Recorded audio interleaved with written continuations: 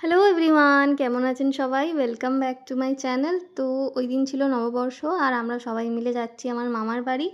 আমার মামার বাড়িতে সত্যনারায়ণের ভোগ ছিল, তাই আমরা ভোগ বাড়ি যাচ্ছি আজকে। যাচ্ছি আমি, বাপি, মা আর আমাদের সাথে ভাইও যাচ্ছিল। তো আমরা রেডি হয়ে বেরিয়ে পড়লাম। আমাদের টোটো চলে এসেছে, দি টোটো পাঠিয়েছিল। আসলে মামার বাড়ির থেকে হয়ে আবার দিদের বাড়ি যাব, ওদেরও বাড়িতে পুজো ছিল, তাই সবাই মিলে যাচ্ছি। তো আমরা বেরিয়েছি ওই মোটামুটি ১টা-১.৫টার নাগাদ। আমরা মামার বাড়ির কাছে পৌঁছে গিয়েছি। এই রাস্তাটা দিয়ে যে আমি কত বছর আগে গেছি আমি ভুলে গেছি।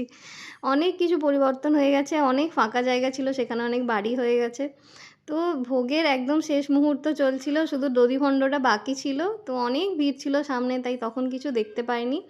মাঝে একবার সুযোগ পেয়ে একটু ঠাকুরের ছবিটা তুলে নিয়েছিলাম। বেশ ভালো লেগেছে। অনেক দিন পরে আমি এই ভোগ বাড়ি গিয়েছি। তারপরে সবার সাথে দেখা করলাম, দেখা করে একটু বসে আমরা চলে গেলাম খেতে। খাবারের আয়োজন করা হয়েছিল মামাবাড়ির ছাদে। তো ওই দিন না ভীষণ গরম ছিল আর অনেক লোকজনও এসেছিল, তো তাই একটু বেশিই যেন গরম লাগছিল। একটু মেঘলা ছিল, খুব বেশি রোদ ছিল না, কিন্তু গরমটাও সেই হারে অনেকটাই ছিল। এবার মামাবাড়ি গিয়েছি, আমাকেও অনেকে চিনতে পারছে না, আমিও তাদের চিনতে পারছি না। এত বছর পরে দেখছি না, অনেকেই তো আমাকে আমার মেজদি ভেবে ভুল করছে। ও মানে ম্যাক্সিমাম জনই বলে যে ওকে তোর মতোই দেখতে লাগছে। আবার আমি শাড়ি পরে এসেছিলাম বলে অনেকেই আবার কনফিউজ হয়ে গিয়েছে আর কি। তো তারপরে যাই হোক, খাবার শুরু হলো ভোগের প্রসাদ দিয়ে। তারপরে ছিল আলু ভাজা, সাদা ভাত, ছিল শুক্তো। শুক্তোটা এত ভালো হয়েছিল না, এত সবজি দেওয়া, ভীষণ ভালো লেগেছে খেতে। এরপরে ছিল শাকের চচ্চড়ি, এটাও ভীষণ ভালো হয়েছিল খেতে। ভোগের প্রসাদের খাবার এত যে কেন টেস্টি হয় কে জানে। আমার তো ভীষণ ভালো লাগে, এমনিই ভীষণ ভালো লাগে। ঠাকুরের প্রসাদের রান্না যে কেন এত টেস্টি হয় বা কী করে এত টেস্টি হয় আমি জানি না।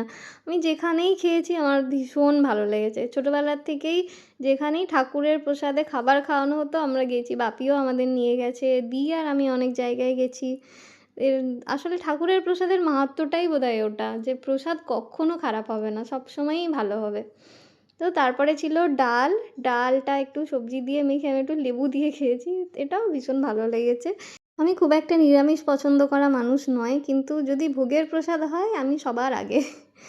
তো তারপরে ছিল পটল আর আলুর একটা সবজি ছিল। পটলটা এত সফট ছিল না, এটাও ভীষণ ভালো হয়েছিল খেতে। তো তারপরে ওটা দিয়ে খেলাম। আর এরপরে ছিল চাটনি। চাটনির আমের চাটনি ছিল। গন্ধটা এত ভালো আসছিল না, কি বলবো। তারপরে ছিল পাঁপড়। পাঁপড়টা দেখেছো কি সুন্দর, একদম ভালোবাসায় মুড়ে দিয়েছে পাঁপড়। তো পাঁপড়টা দিয়ে চাটনিটা খেয়ে নিলাম। তারপরে ছিল পায়েস। পায়েস আমি অতটা ভালোবাসি না, কিন্তু যেহেতু প্রসাদ তাই খেয়ে নিয়েছি। আর এরপরে একটা মিষ্টি খেয়েছি। তো আমরা এখানেই খাওয়া শেষ হচ্ছে। এরপরে আমরা খেয়ে-দেয়ে সবার সাথে দেখা করে আবার দির বাড়ির জন্য বেরিয়ে পড়েছিলাম। ভিডিওটা এখানেই শেষ করছি। ভিডিওটা ভালো লাগলে একটা লাইক আর চ্যানেলটা প্লিজ সাবস্ক্রাইব করে দেবেন। যদি ফেসবুক থেকে দেখে থাকেন প্লিজ আমার পেজটা ফলো করে দেবেন। আজকের মতো আসি, টাটা।